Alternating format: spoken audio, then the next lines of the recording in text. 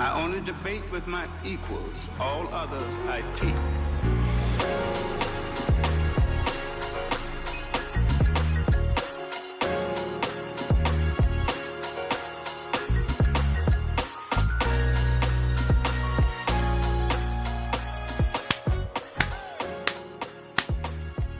Did you miss us? Welcome back to the Cheap Seats, man. It's your boy Mo. It's your boy Rap.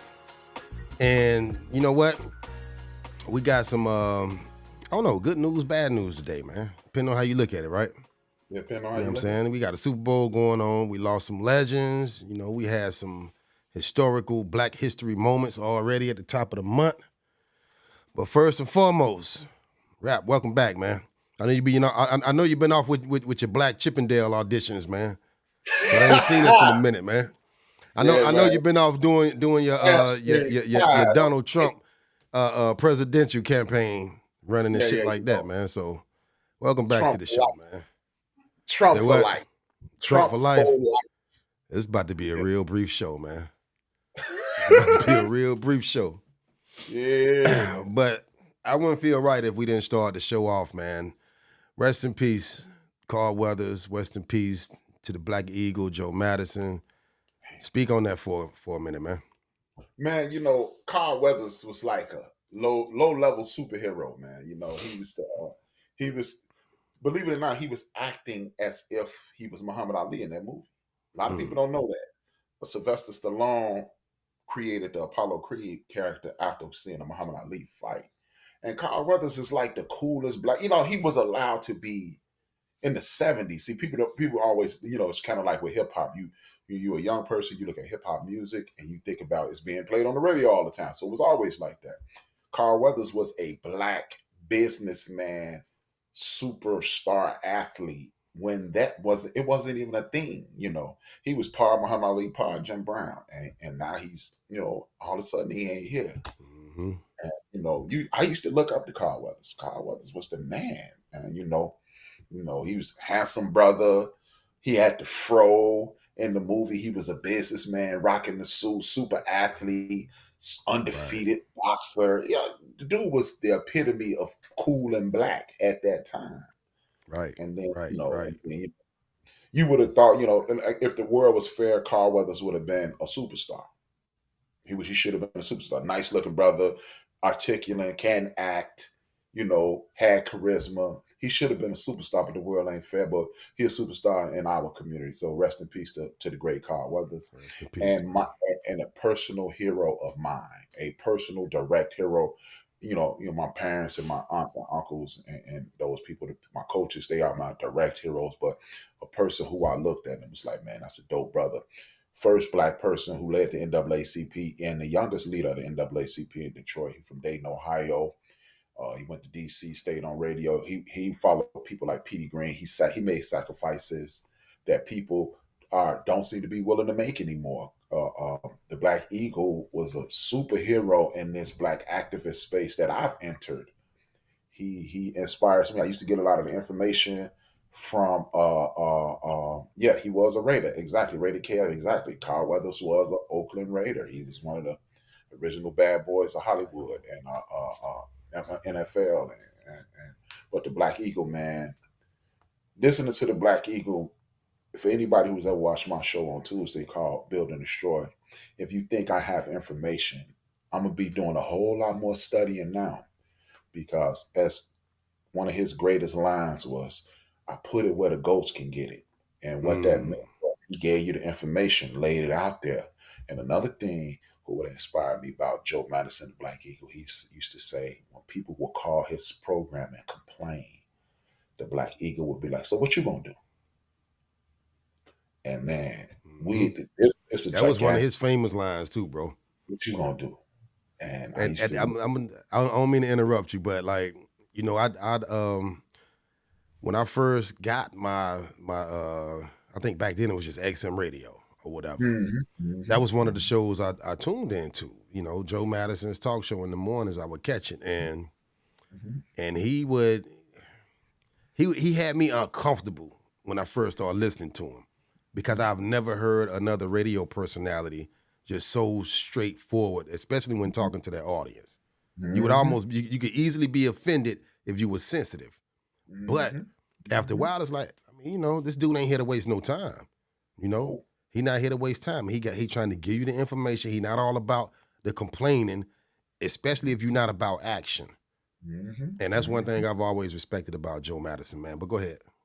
Yeah, man. I mean, that's it, man. I mean, I used to love the little cuss jar he had. It was dope how he had his children as his producers. His wife was his co-host. Hmm. Joe, Miss Sherry, man. And That's that's a community beautiful. building, bro. I mean, that's Yeah, really what it really look like. You know what I'm saying? yes, You put yes, you in a position and then you put other people to work in a position. I mean, that's community building right there. That's dope, man. I love it. man.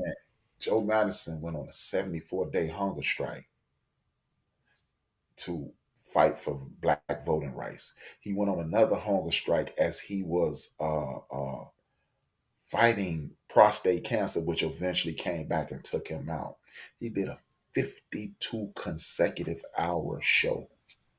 52. Mm, Only time he wasn't on air is when he went to go to the bathroom. That's when it was called. It's called Urban View now, but back right. then it was called Power. Yeah. Yeah. And Yeah. I man, can't remember. so It was another show that came on right after that. I can't remember what it was, but yeah, uh, that uh I Laura Coates who owns yep. Yep. MSNBC now. Laura Yep. Coates used to. Man, I've been on, man. Joe Madison is a superhero to me, man. That dude, Yeah. Yeah. man, I he's gonna mean, be missed. well respected in the radio world, but not talked about enough, man. Not at all, man. Hey, man, Cause this is this how dope Joe Madison is. Roland Martin, another media giant, right? Roland Martin. Roland Martin was complaining that none of the people from the Democratic Party wanted to come on his show. Joe Madison went on air and said, Kamala Harris, why you ducking Roland? She called his show. And then when they let Roland interview her, wow. that's who Joe Wow. Madison was, man. I love it. Joe I Madison, love it, man. man.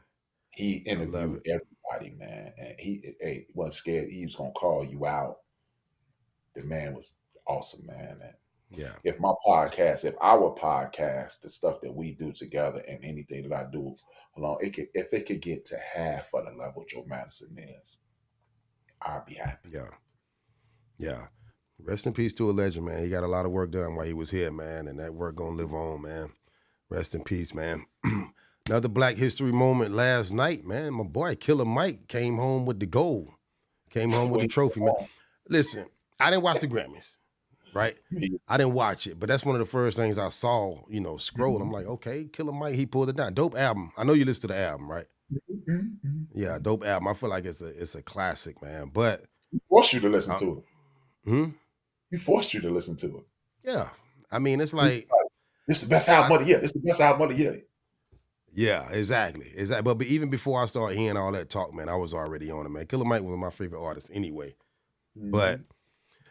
that album, I can't think of another album really that would have just kind of rivaled that album with I don't who was all nominated. Let me not say that first, because there was some dope albums did come out. Man, I'm embarrassed. I don't know. I got It's, you know what? I'm gonna pull it up live on air because I can't. I haven't watched the Grammys since the 1989 hip hop boycott of the Grammys. I never went Right. back. Okay. I, y'all know anybody who knows me, they know my crusade with the whole protecting of the hip hop culture, and I never went back. I mean, it's just mm, that's what y'all do. Big ups to Big Mike. Killer Mike. So he won Best Rap Album over Travis Scott, Hmm. Metro Boomin, the Nas album, which was dope. Drake and 21 Savage, I guess they did an album together. And I ain't heard none of them albums except for the Nas album, but come on, man, Killer Mike. Dope Killer. album of the year. You know what I'm saying? It's good to see that brother after all of these years, and I know Grammys don't validate you. You know what I'm saying? We loved you regardless. But it's good for him to get that recognition, man. And he was happy. And I ain't even gonna speak on none of the nonsense that happened afterwards. Cause I heard he Right. had some other stuff going on after that, but I don't even care nothing about none of that, man. Salute Killer Mike album of the year. And you know what I like about it is Killer Mike is quote unquote hip hop underground, right? Hmm. So hopefully people start opening their ears and listening to the things that real artists have to say versus a vibe. This is the feeling. This is about what you're saying and how you get people engulfed in what you're saying. So man, Is this the I first might time we seen that happen at the Grammys? at A the Grammys. so-called underground artist taking their war home? I can't. Well, I've never heard of it. I guess Yeah. Outkast would be underground. At the time when they won that Grammy, I don't know. They might have pulled down like because he pulled down a couple of. I think he pulled down more than one award last night. He I'm not won. sure. He ran the table in regards to hip hop. So he swept. Yeah, So they had he him did it considered all. as a new artist too. There, even though he been putting out work, for the Yeah, past he got the 15 thing so with the white years. boy when they got the thing with the thing hand, the fist and the thing like this. Yeah. What's the white boy name? I can't think of the white boy name. They make good music. I don't know, Only man. thing That's I don't that. like about Killer Damn shame Mike we is don't know nothing about the Grammys. yeah, I don't even feel bad about it. no, I don't. I mean, and then funny thing is, I was I was boycotting before the hip hop boycott, but I was boycotting because I wasn't a gigantic. Initially, I wasn't a big fan of Whitney Houston because she was pop, Yeah. and one year Whitney beat out Janet Jackson for a lot of Lost awards. your damn mind. I'm like, this because it was, but Janet was killing it. That was that Principle of Pleasure video, and Yeah. everybody was. She was killing it that year, And and she was pop too though. You know what I'm saying? yeah, but You in ain't the want to hood, recognize her for being pop though. no, because think about it, Janet was we pop didn't as hell. recognize her for being pop because she was connected with Jimmy Jam and Terry Lewis. Hmm. Her stuff was being played on BET.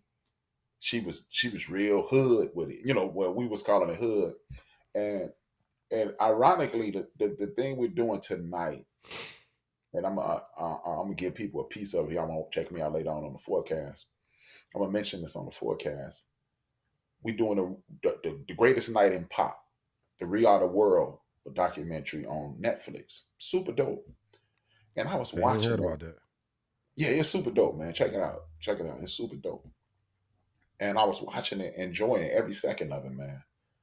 And I'm seeing all these white artists and all these black artists and all these old Smokey Robinson, Diana Ross, Ray Charles, and then you got the Michael Jacksons and the Cyndi Laupers and all those people, and Huey Lewis in the news, and I was vibing to all of that stuff, man. And then it hit me. That's the night real music died. And what I mean by that Mm. is I didn't see Cyndi Lauper as a white artist back then. I didn't see Huey Lewis in the news as white artists then. That was just the power of love. That was just a hot song. Just a I good didn't, record, right? was Simply Red, Holding Back the Years, and all of that stuff. I didn't see, but at that moment, that's when all these they were always in genres. Don't get me wrong, Mm-hmm.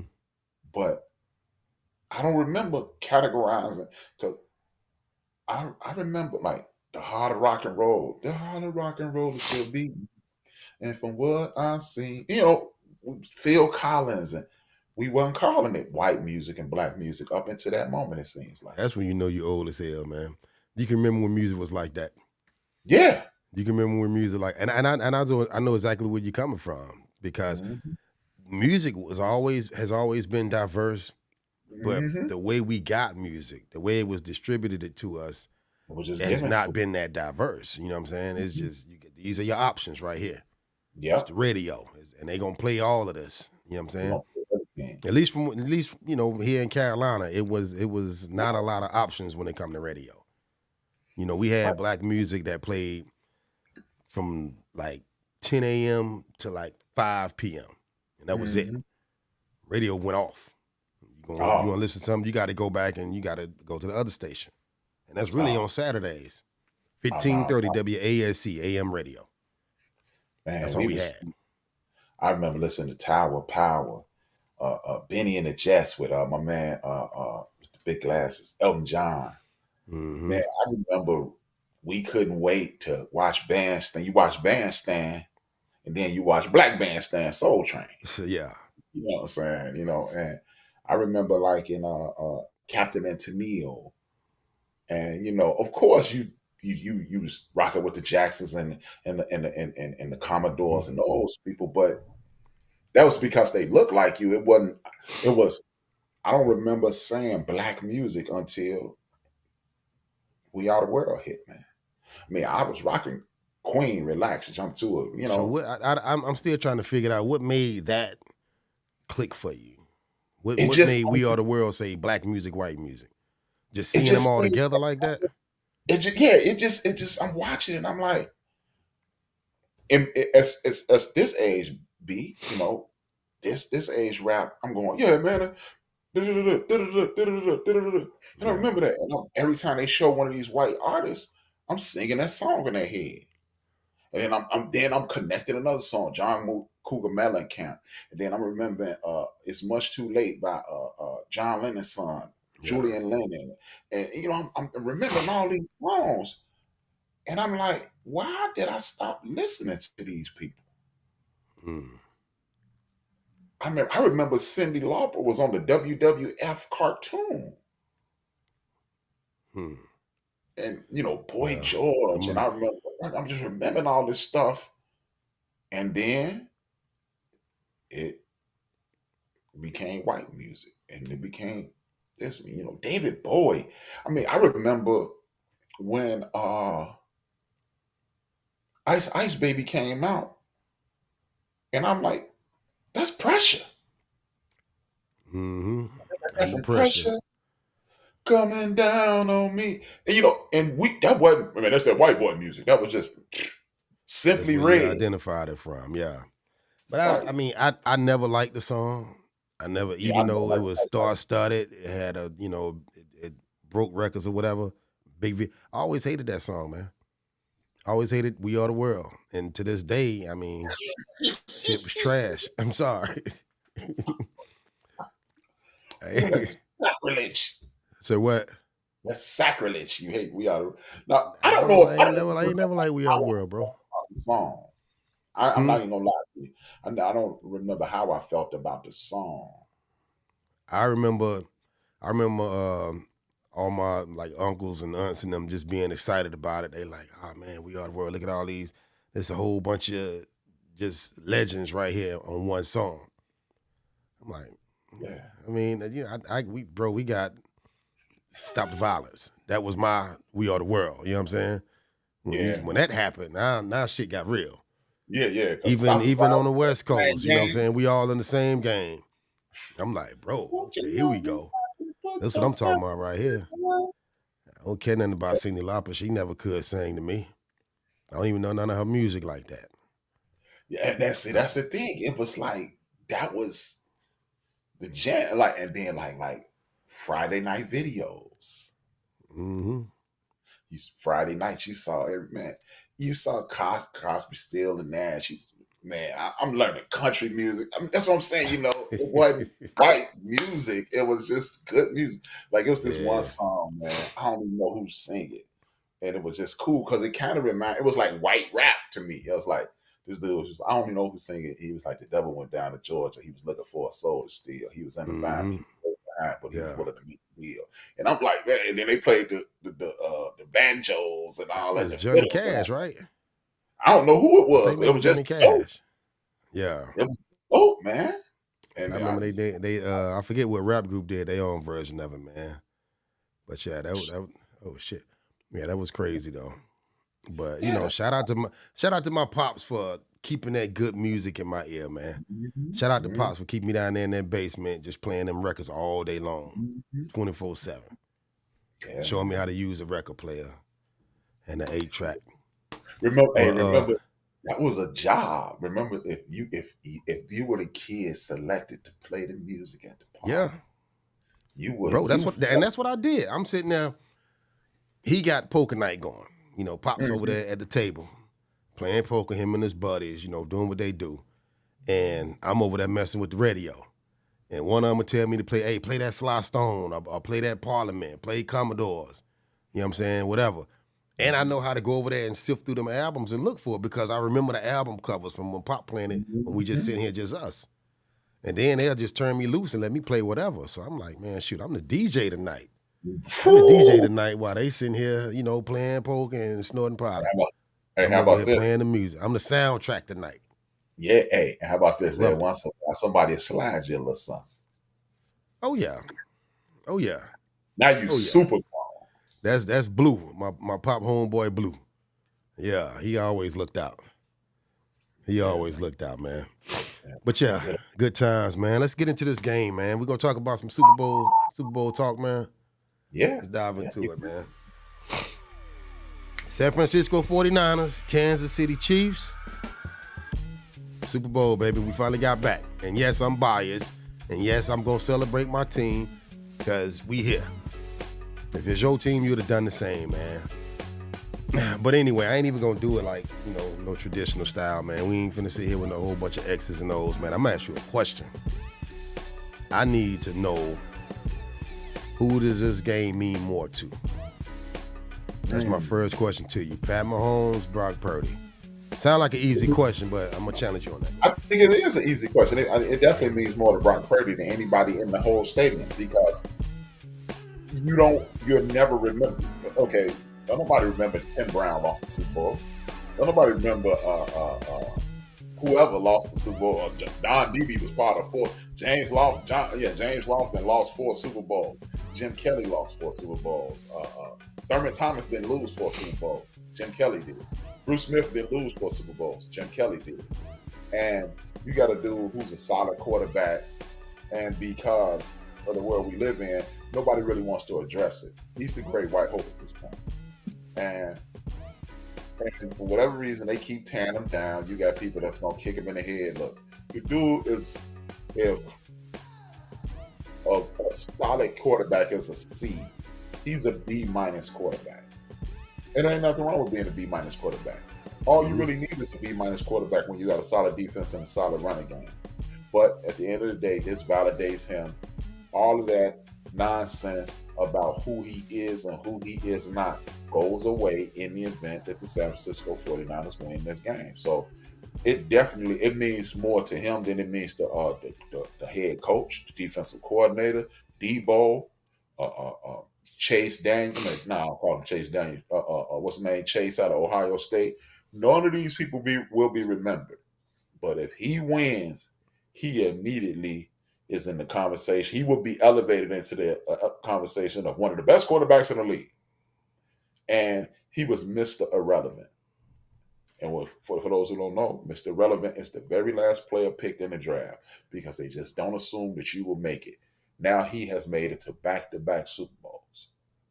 Back-to-back NFC Championship game, 1 Super Bowl. Don't sound like he's so irrelevant. So he will be the dude that everybody's paying attention to. I agree and I disagree. I don't think whether he win, if he win the Super Bowl, I still don't think they're gonna put him in that conversation. I don't think he'd be in that conversation because of the team around him. I feel like because all the superstars, Debo Samuel, George Kittle, Nick Bosa, Fred Warner, Dre Greenlaw, you know what I'm saying? Kyle Shanahan, right? Trent Williams, all of that talent around him, and the fact that we still got to have this conversation even after he's made it to the Super Bowl, even after he made it to his second NFC Conference championship game. It's like, he still got to prove himself. He still got to prove himself.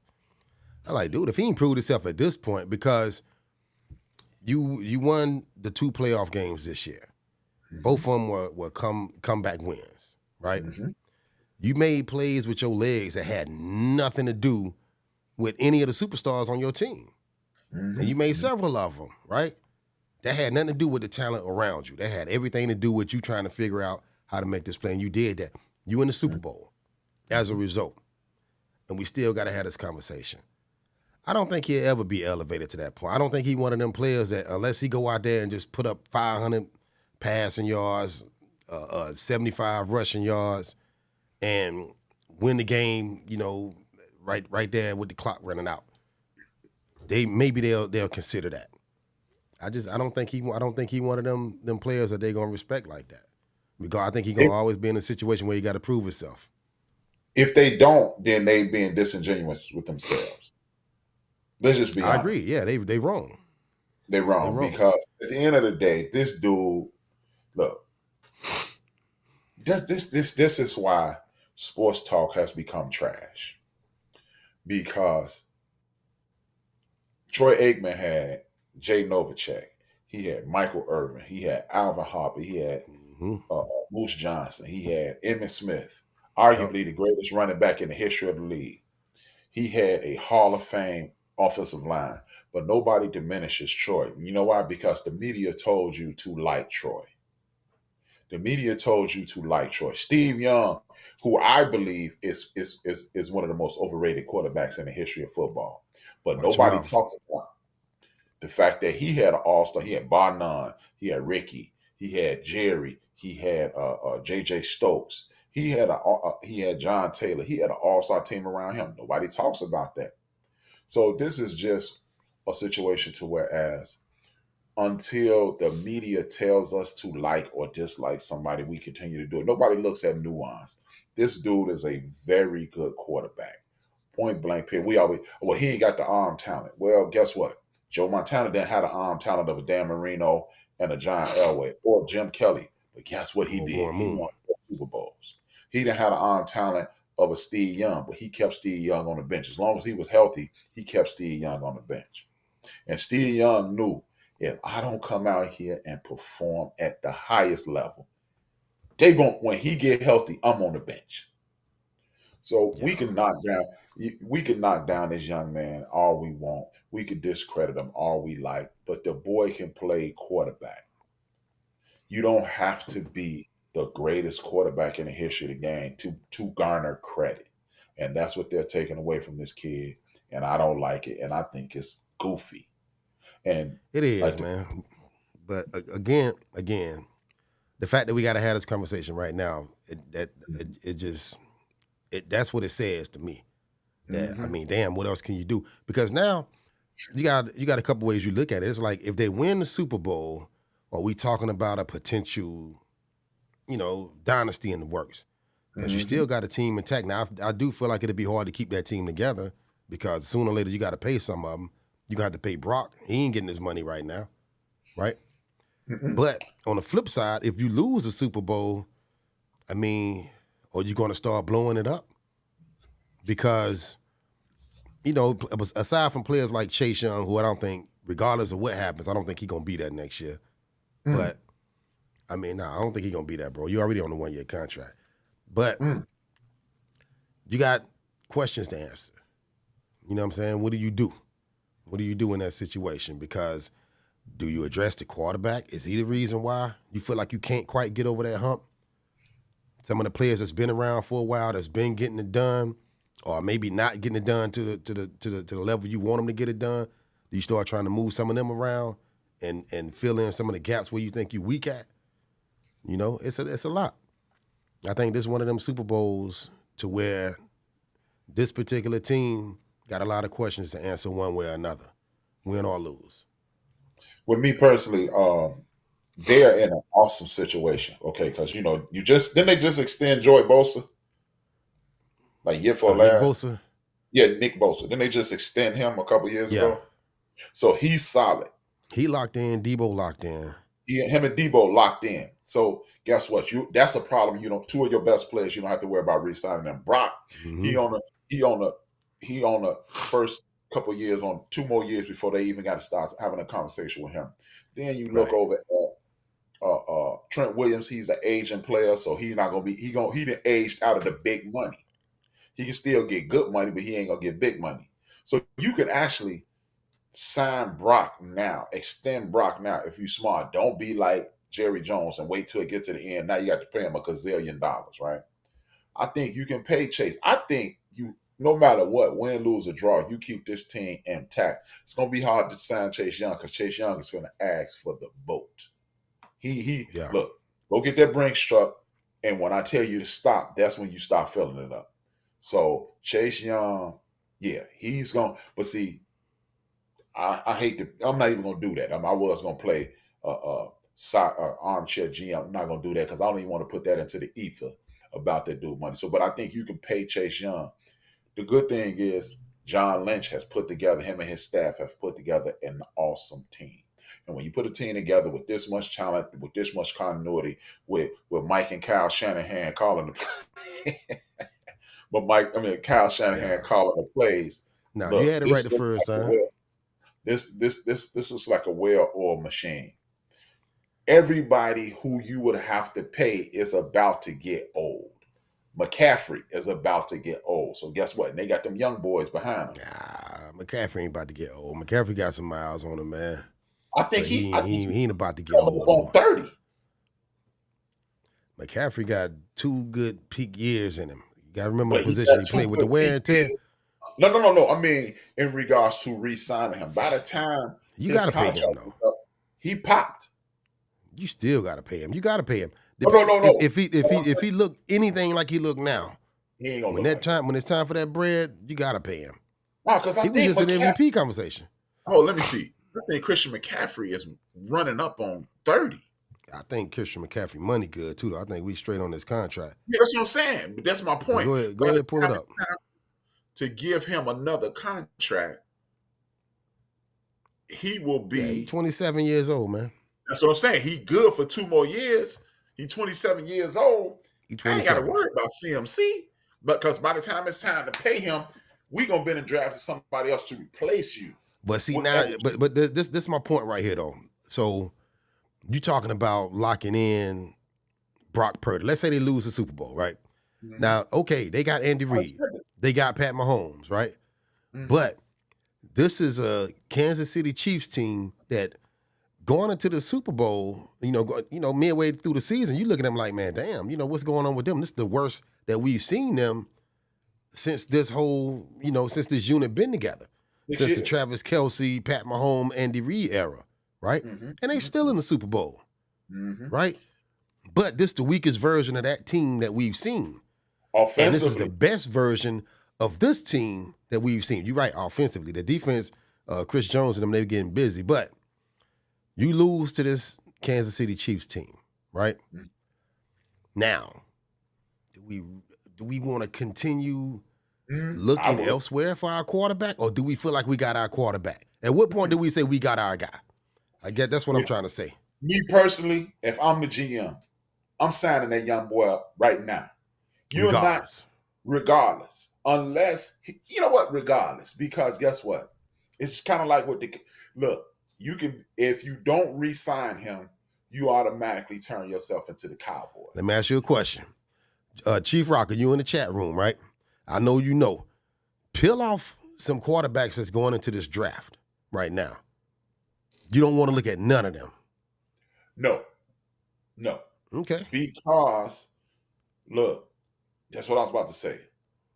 If you don't re-sign this young dude now, you become the Cowboys. Look, me personally, this is just me. I agree. This is just me. I remember, because see, I'm not a Cowboy fan, but I am a Cowboy fan.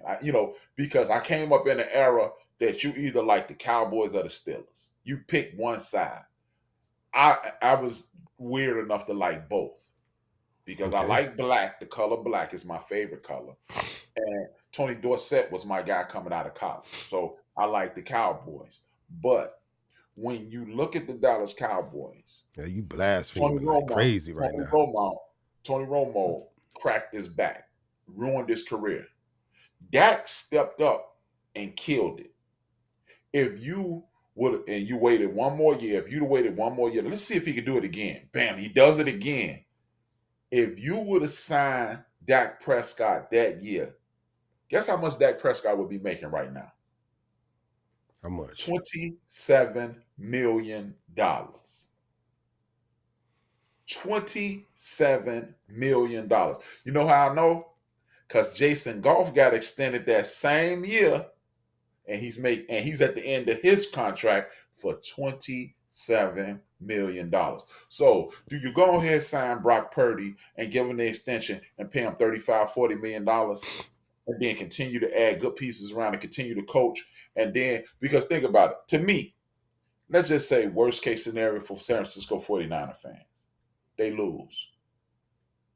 But they don't get boat raced. They don't get pumped. They just lose the football game. Kind of like last year. It came down to the end and they lose. It ain't Brock Purdy's fault. It wasn't Jalen Hurts' fault. It's just this was the Sunday for y'all to lose, right? Yeah. Or Patrick Mahomes turns into Patrick Mahomes and he pulls his cape out and he wins the game. Dun, dun, dun, dun. Patrick Mahomes got 3 Super Bowls in 5 years. Da da da da da. He the man. He on the pace to beat Brady. You break up your team because the best quarterback of your generation beat you? I don't think so. Well, and listen, first of all, Dallas played it too safe. That's that Jerry Jones shit. I mean, that's that, he got a little too greedy. He played it a little too safe, right? Mm-hmm. And I don't think when all of those Dak Prescott negotiations was going on, they didn't really have a lot of options out there at quarterback. Like you get rid of Dak, then where you gonna go? Where you gonna go? Cooper Rush, right? You already proved you weren't gonna do that.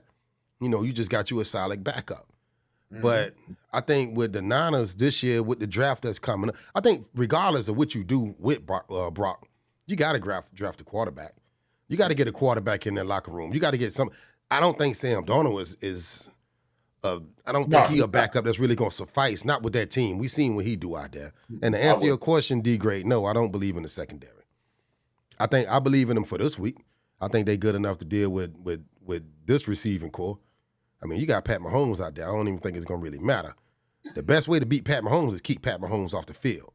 So the 49ers control time of possession, heavy dose of Christian McCaffrey and Debo, and just, hope that he don't come out there and turn into Superman. Mm-hmm. That's it. That's it. Control the time of possession. That's how you win this game. But with Brock, regardless of what happens, listen, for the record, I think we got our quarterback. I think the 49ers got their quarterback. You got your guy, the kid, and I don't think there's nothing else he needs to really prove. We've seen him. You put him in a position where he had to win you the game, and he did it, right? In pressure situations, in a playoff game, in a championship game. So I think you got your guy, but I do think we've seen how not having the right situation as far as your backup can hurt you. Yeah. I think that. Okay, when you said it like that, when you saying it like that, of course you got to draft another quarterback because Sam Darnold ain't worth 1,000 cookies. Okay, if you saying it for that perspective, for security purposes, yes. I mean, every year you need to draft a quarterback, without a doubt. I thought you meant draft another quarterback because this dude might not be good enough. Well, I did mean it that way, and I meant it that way because of the people that's still questioning whether or not he's the guy. Man, I think he's like he on a prove-it deal or something, right? No. And I don't think that's fair. Just like I don't think it's fair that every time the Cowboys lose, they call for Dak Prescott head. Exactly. I don't think that's fair. I think that's ridiculous. I think Dak Prescott is the guy. Right now, even regardless of what CeeDee Lamb mama say. She came out there talking that talk. Yeah. She said he wasn't it. I'm like, come on, man. Dude, you gotta get your boy, man. That's the thing. A lot of that's something me and you disagree on, though, about how you deal with that situation if you Dak Prescott. Me personally, again, like I said, I'm a closet Cowboy fan. Don't say that on the air no more, man. Come on, man. Don't make me turn your shit off, man. Don't say that on the air no more, man. But for real, bro. But my thing is, I just don't understand how. I do understand it, but I just don't want to go there. It just amazes me how everybody blaming Dak Prescott for getting this money. See, we've been brainwashed. The brainwashed situation with fans and teams. That's the thing that, without a doubt, pisses me off to no end. And how it pisses me off to no end, we get the people talking about salary cap, imaginary thing. He ain't good enough. He ain't this and he ain't that. Look, ask the Detroit Lions about getting a quarterback. Ask the Chicago Bears about how hard it is to get a quarterback. Ask the Tampa Bay Buccaneers. They won 2 Super Bowls. Ask them how easy it is to get a quarterback. It's 1,000,001 teams out here that ain't ever. It's teams that ain't never seen the NFC Championship game, and this dude ain't got you to 2. It's team. Ask the Dallas Cowboys what they want Brock Purdy, because Yeah. since it's the quarterback fault, it's just like the fools that over the last week they've been trying to blame it on Lamar Jackson. He fell into the black quarterback. What's his name? Marcus Wiley. Uh, uh, he fell into the Marcellus. trap of Marcellus Wiley. He fell into the trap of the black quarterback. No, he fell into the trap of the dumb offensive coordinator. Because for years, 4 years, that's right. That's right. You know who that is. but Nah. they fell into the trap of we not gonna blame nobody in the world. It's always this Mhm. quarterback. No, it's coaching. But It's it's top so down. it's easy to beat up on the black quarterback right now It is. I because didn't want to go there because listen, I'm a trap. no, But it is, and you got Dak that lost in the playoffs again. You got Jalen Hurts right there. I don't know what happened towards the end of the year. I think the boy was more hurt than what most they want to definitely, put out he was there. on one But leg all year. yeah, and then you got Lamar Jackson who looked like finna run the table with it, and you couldn't put up 10 points in the playoffs, right? But perspective. Have some perspective. Look at the games. Pay attention to what happened, and make an assessment for them because neither one of those quarterbacks just all of a sudden now they suck. Exactly. You Look, know? this will if we ain't on Super Bowl number, we just on the quarterback situation and the quarterback and the leadership situation because that's what we need to be focusing this iron on. Anybody who know me, I'm biased when it comes to Dak, but I'm not biased to the point where I want to lose my credibility. All I want to know You is walking on this. the fine line tonight. Go ahead though. No, seriously. Why is it that the only quarterback that didn't catch the heat, and it's because they don't like his coach, is Nick Sirianni? Nick Sirianni, they had a balanced attack, and for whatever reason, they let my man Jalen Hurts slide this year. He didn't have a bad year for one, but they ready to run him out of town. But y'all ain't trying to run out of town. John Harbaugh, or the offensive coordinator. Ain't nobody said nothing about those two dudes. You talk about a team that led the National Football League in rushing, and y'all had 1,200 yard rushing attack by one dude Edwards, and y'all let him run the ball. Get this, y'all start the game off with a 15-yard run. Here you go, Mm-hmm. Edwards. Woo, woo, woo. It's in your stomach. Boom. 15 yards later, he don't touch the ball again on the rushing side of the game until the third quarter. Right. He got 6 attempts. You got Dalvin Cook on the sideline who said, I want to go to Baltimore because Dallas Cowboys get Dalvin Cook. That's what you do. I want to go to Baltimore because they out here running the ball down people's throats. And you got superstar Lamar Jackson who got the wiggle, he got the arm talent, and they don't run the football. That's coaching. Dak Prescott, you saw it all year. If the Buffalo Bills, end of the year, pow, bust Dallas in the mouth. The 49ers, bow, bust Dallas in the mouth. You got a coach who just got hired in Washington who put 9 A-traps on the court, on the field. I played DB. 7 A-traps on the field and 4 defensive linemen. No, sir. That's coaching. That's leadership. So no matter how well you play as Dak, Brock, Lamar, the coach gets the heat. And then look, just to show you how this is a media-driven story, Dak get the heat. Brock gets the heat. Lamar gets the heat.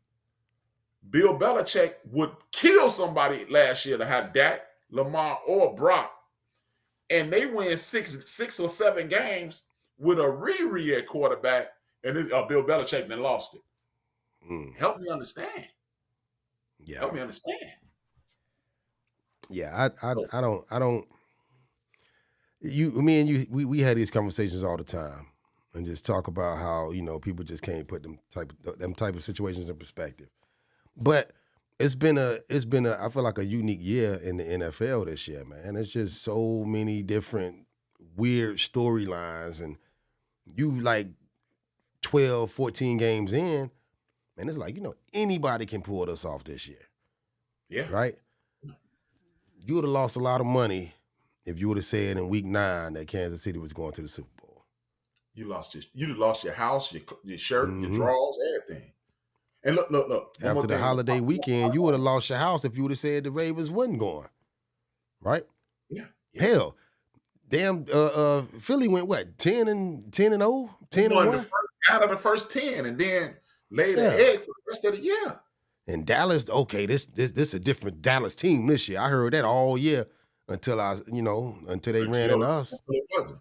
And see, here's the thing. Look. We question Brock Purdy. We question Lamar. We question Dak.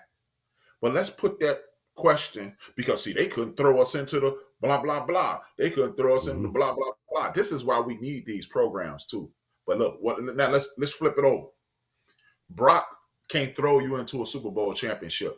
Lamar can't throw you into a Super Bowl championship. Dak can't throw you into a Super Bowl championship. Let's look at the nuances. When did the Buffalo Bills start winning? I'll tell you when. When they took the ball out the quarterback hand and put it in the running back stomach. Mm-hmm. That's when they started. When they fired the offensive coordinator, letting him throw the ball 40 times a game, hitting wide open defenders, and then they started running the game. When did they lose it, Mo? When they started letting him throw it again. Yeah. We questioning Brock Purdy. We questioning Dak. We see it's a media drip. Brock Purdy is not cool enough. He's Mr. Irrelevant. Actually, man, here's the thing, and I want to hear your opinion on this. You know why they ain't? You know why? Because it's amazing how a white quarterback who's going to back with the San Francisco 49ers, who's going to back-to-back NFC Championship game, can't get no love. You know why? Because if Brock Purdy fool around and wins Sunday, he destroys the NFL draft. What I mean by that is this. Y'all said that this dude was Mr. Irrelevant. He can't play. That's why we ain't drafting him. How many brothers that threw their football at the crib who managing Walmarts and doing DoorDash and Uber and working regular jobs because they couldn't throw the quarterback? I mean, couldn't throw the football. Look, he clearly can't play. He got picked last. Mm-hmm. This lets you know that there's nothing but bias, and this is the buddy system in the National Football League, and that's why Brock Purdy is. You said it. You just said it. The buddy system in the NFL. Because listen, it ain't like we seen great athletes show up late in the draft. I mean, Tom Brady, I don't know what round he was, and I get it. You got the exception to the rules, right? No. But Brock Purdy. Actually, hold on 1 second, Mo. Hold that thought. Actually, the better quarterbacks come late in the game. The two of the top three quarterbacks, two of the top four, depending on who you are, quarterbacks in the history of the game got drafted after the fourth round. Mm-hmm. Peyton Manning, John Elway at the top. Yeah. The dudes who used to beat Peyton Manning and John Elway, brains out, Joe Montana, fourth round, Tom Brady, sixth round. Go ahead. And so with Brock Purdy, it's like you look at the team that he on right now. Who they want to celebrate the most? Who they want to be that hero? They love Christian McCaffrey right now. Mm-hmm. Before that, George Kittle was damn near the face of that team, right? Porn star Jimmy, everybody kind of knew what he was. You know what I'm saying? What happening? But you already got your poster child for that team, right? Mm-hmm. And now, who wants to look stupid and be like, well, shit, we had Jimmy Garoppolo when we went out, we got Trey Lance. That's our future right there. We held on him a little too long, and it's not fair to say that, but it's fair to say that, right? And so now, all of a sudden, now you got Shanahan coming out saying that he told so-and-so they had the best quarterback on our rosters, our third-string quarterback. You know what I'm saying? He the one. 9 of them stories coming out. Where was those stories when you had Trey Lance? You sitting out there trying to figure out what to do with him, right? I get it. It's money involved. It's money tied up in that. But I think just the way that whole thing was formulated, it's just hard to accept the fact that maybe this kid better than you thought he was. You know what I'm saying? Maybe he just better than you assessed him to be. Mm-hmm. Mm-hmm. Nobody want to admit that. Nobody want to admit that, man. And it's hard for him to do. It's hard for him to do. That kills your credibility, as an executive when it comes to that. It does. How did y'all pass over this dude 7 times? Because it's not like somebody decided we're going to put him in the game because it's the best move to make. You didn't have a choice. That's how he ended up on the field. You ain't Yep. had no more quarterbacks, right? And I mean, man, dude, it's just, this is plain and simple. This will destroy y'all's lie. This will destroy the lie that surrounds the National Football League. The best players are being drafted because me and you both know you love college football. I love college football. We watch that game on Saturdays because to me, that's the best football. I don't care what nobody say. The best games are played on Saturday. I'm gonna ask you, I got a question about a Saturday too, since we talked Super Bowl. Okay. Charlie Ward didn't get drafted. Steve McNair sat on the bench for 3 years behind Crystal Chandelier. This dude got hurt every other Thursday. Christian Chandelier. Yeah, man. Chris Chandler was always hurt. And Steve McNair on the bench watching. How many of these dudes, and it just amazes me. It's amazing that we're talking about the Dallas Cowboys and the San Francisco 49ers because the Dallas Cowboys and the San Francisco 49ers are the only teams in my life, maybe the Steelers, are only team in my lifetime who has consistently had somebody standing behind the good dude, daring him to get hurt. Mm-hmm. Roger Staubach in the 70s. He kept getting concussions. The punter, Danny White, was like, I dare you to get hurt. Roger gets hurt. Danny White immediately goes to back-to-back championship game, lose to Joe Montana and Joe Theismann. Danny White ain't gonna go in the Hall of Fame to be nothing. Drew Bledsoe gets hurt. Tony Romo shows up. He's Tony Romo. Is Tony Romo a royal beater? No, but if he'd have had the proper leadership, if you ask me, they could have done a little better. We could pretend that Tony Romo is a Riri, but leadership is the key. The Giants did the same thing. Phil Simms got hurt. You had Jeff Hostetler. Then you had you went and got Kurt Warner. You had Eli waiting in the wings. They didn't discontinue. The Steelers have done it for the same amount of decades. Terry Bradshaw bust up his arm. Malone come out there. Then you had Bubby Brister, and then you had a McDonald. Then you had a Riri. Then you had Ben. But you always had a solid dude standing that way. The Cowboys, they didn't done it. The 49ers, I watched Joe Montana. Then they traded for Steve Young. Then they had Elvis Gerbach, Steve Bono, Jeff Garcia. These dudes on the bench, man. Let's not forget, you drafted Alex Smith, and you had this one dude that don't nobody want to talk about sitting on the bench, Dan Alex Smith, to get hurt. Colin Kaepernick. Then you get rid of them, and you go get this Riri Garoppolo, but you got Trey Young who kept getting hurt, and Brock Purdy was like, get hurt this year. You ain't gonna see it no more, homie. You gonna be y'all gonna be at the crib. So this lets you know that the people in the front offices don't really they out here drafting. Bill Belichick is proof. I took up for Bill Belichick a few minutes ago, and I'm finna kick him in his head. There's no way you thought Mark Wilson was gonna be good. Y'all saw the flaws in that boy. Y'all saw the flaws. The dude who came from Alabama with his boy Nick Saban, his best friend. He got 2 quarterbacks from Nick, and neither one of them was worth 2 dead flies smushed together. Mark Wilson. The buddy system. Mark Wilson. The buddy system. Don't tell me y'all not looking at these dudes. Where Bailey Zappi come from? Huh? Where Bailey Zappi come from? Oh, I think he came. I don't know. The quarterback up there now. Look at the Jets. You mean the Jets? Jets, y'all telling me that y'all luck is just that bad? It ain't been no bros come through the Jets. And y'all ain't looked at none of these brothers and went, none of these Latino players, none of these others. Last one they looked at was your boy Gino. Right. And again, that's what me and you part way. That's what I be saying. Yo, let y'all, the NFL is printing money. Y'all making money off ESPN bets. Y'all making money off FanDuel. Y'all making money off DraftKings. Y'all making money off YouTube. What is it? Prime, Amazon Prime, and the major.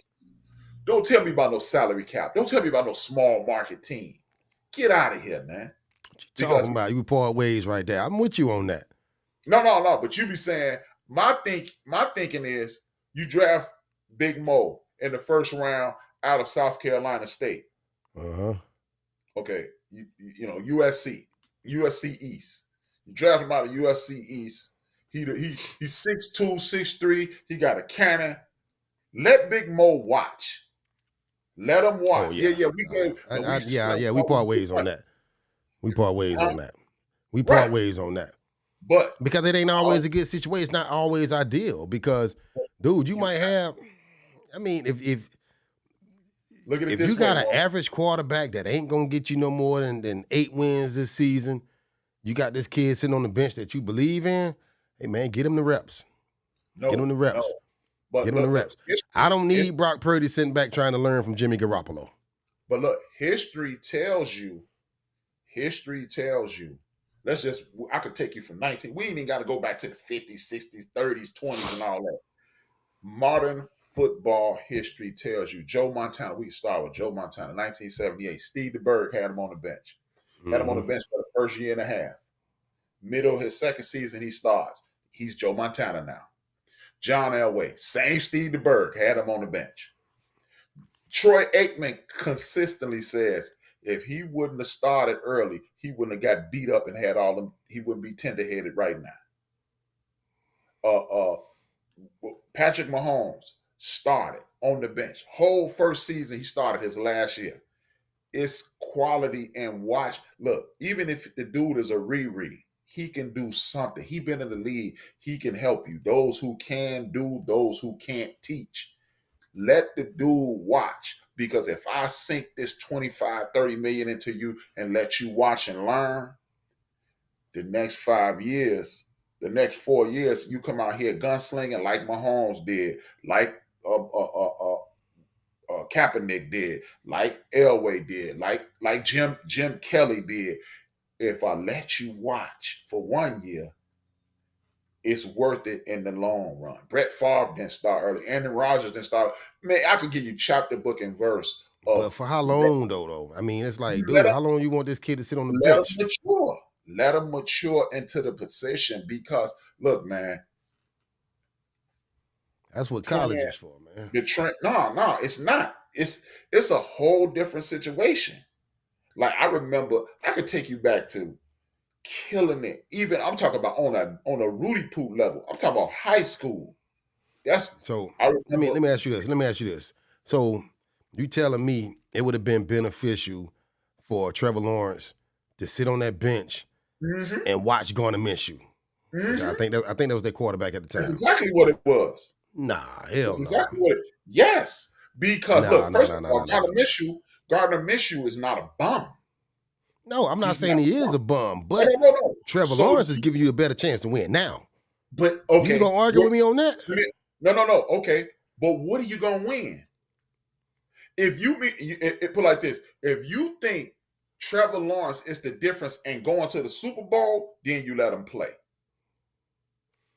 Then who's to say? Who's to say that he was not though?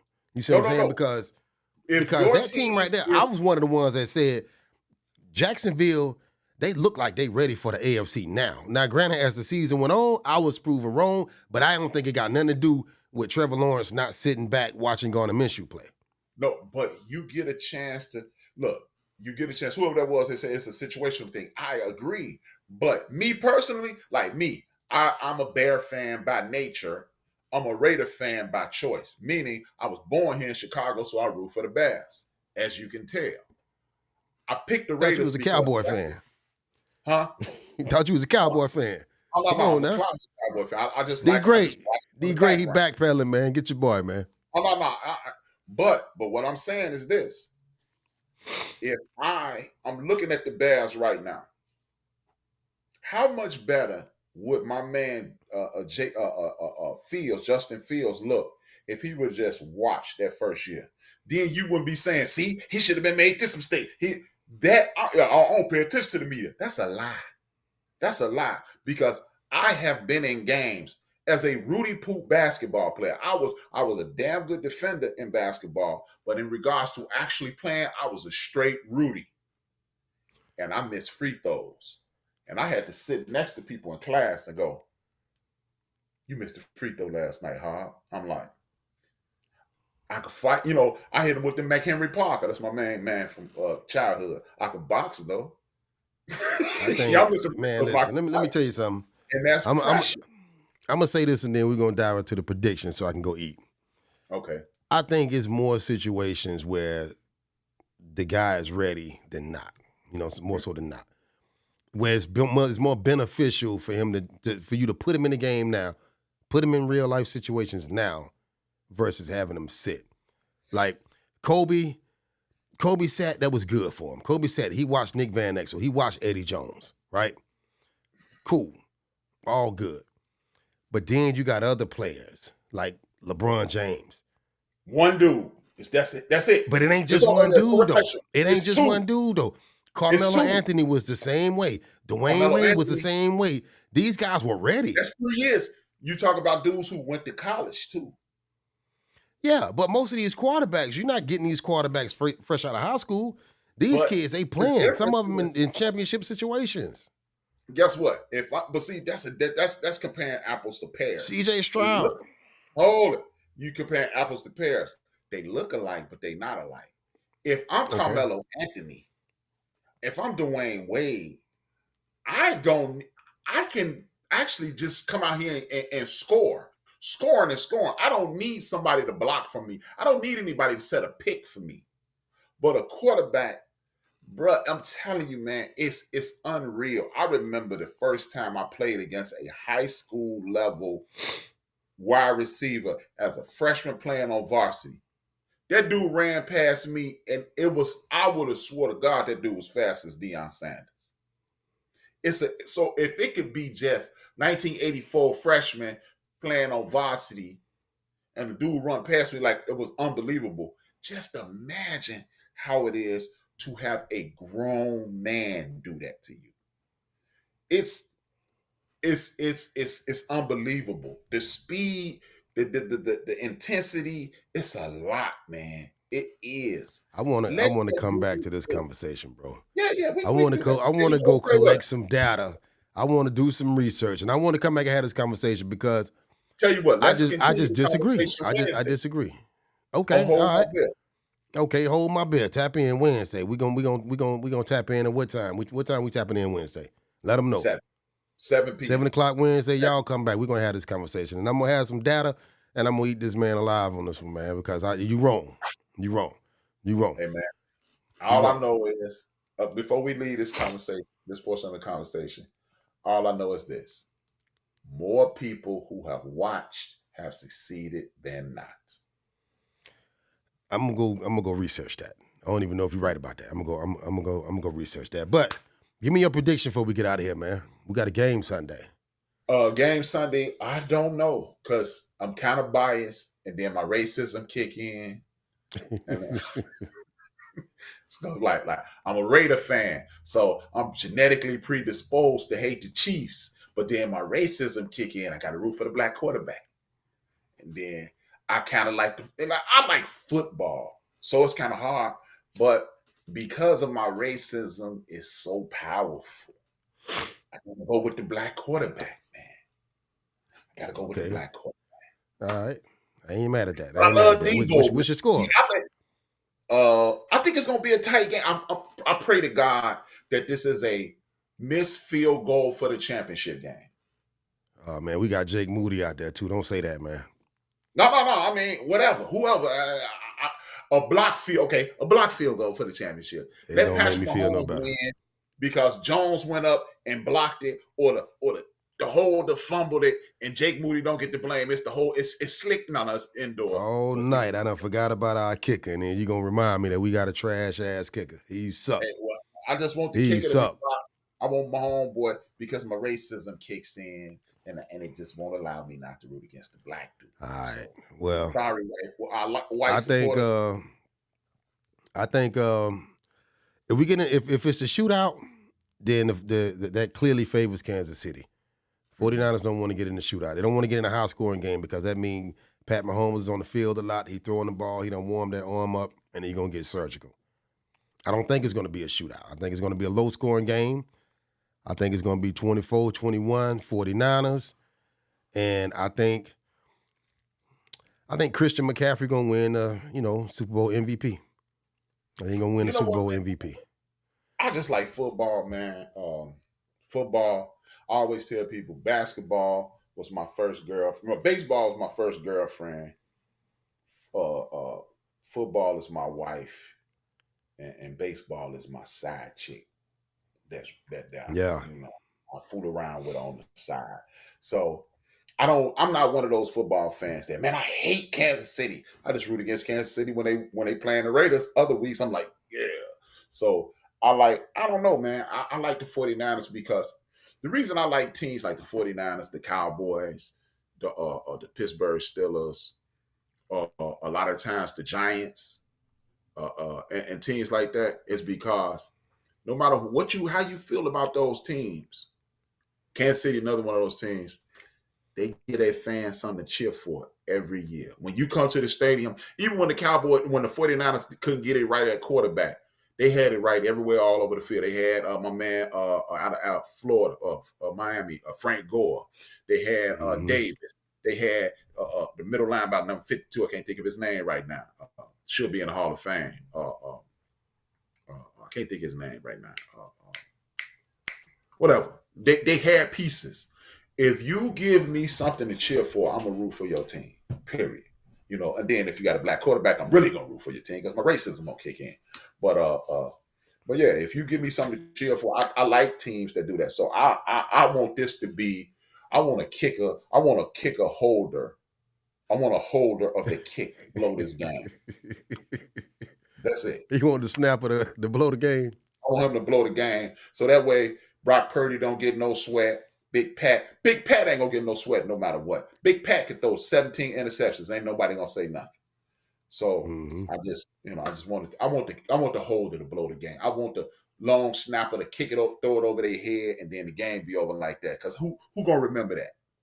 Who's gonna remember that? Don't nobody remember that time that Gus Graham came out of retirement, threw the ball over their head, and the 49ers lost to the Giants there. Nobody remember that. I'm the only nerd that remember that. Nah, we don't need that. I think one of the most exciting Super Bowls I've seen was the Titans and St. Louis. Yeah, that 1-yard game. That right there. That was the one for me. That was the one for me. And we had some good ones since then. But that was the one. Like that. I wanted to win, lose like that. Nah, Patty gonna throw that pick six. He gonna throw that pick six, and if Davis Ward gonna come back, he gonna catch him and take it all the way back to the house. That's how that game gonna end. Since I got to pick a score, 28-23, the Chiefs, and my man, the grandson of the fight doctor. Even though he's not, I just like saying that because Freddie Pacheco, the fight doctor, Pacheco is the Super Bowl MVP. Just like Williams should have been Super Bowl MVP in that first Super Bowl. They better give him a shot in that toe. I hope his toe still hurt for before kickoff. Hey man, you know how much drugs they put in that boy right now? Oh man, he good and doped up. He ain't even come to practice today. Every time when the game start, they gonna be playing the locks. I get high all the time. He ain't gonna know where he at till Monday morning. He gets shot in his foot by game time. Yeah, man. Everybody got their little ding. Everybody dinged up right now. They ain't gonna stop that, man. I'm just glad we back in the game, man. Time to get number 6, man. But that's what's up, man. I'm finna go eat, shut it down, do it again tomorrow, man. Rap, what you got before we get out of here, man? I'll be back on in 72 minutes. I'll be back on Enter the Bench Media. We will be doing The Greatest Night in Pop. We're going to review the We Are the World evening. It's an excellent documentary. It's on Netflix. Then I'll be on tomorrow, 6 p.m. Central Standard Time with Build and Destroy. I'm going to do a show called 12 Jewels. 12 Jewels. The 12 things the Black community needs. And if you know anything about the 12 Jewels, that's knowledge, wisdom, and understanding. Food, clothing, shelter, love, peace, and happiness. Peace, justice, and equality. I'm going to break those things down tomorrow. And, then Hold My Beer is Wednesday. Me and you back at it, Hold My Beer, and then you're going to be disappointed because you're going to see that when you let a quarterback mature. Okay. You take it? Okay, all right. I'm going to have to come with it. Cause I love this blackness behind me. I know you're gonna have them nuggets, so I'm gonna have to come with it. Man. But See y'all on Wednesday at 7 o'clock, man. We locked in, hold my bit. What? They both knew. Damn.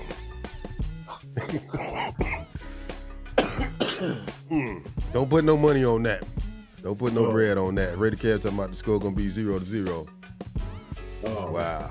Ray the Cab. That's what it is, man. That's our show, man. We'll catch y'all again on the next one. See y'all. What I'm not gonna do is turn this shit down to make you happy.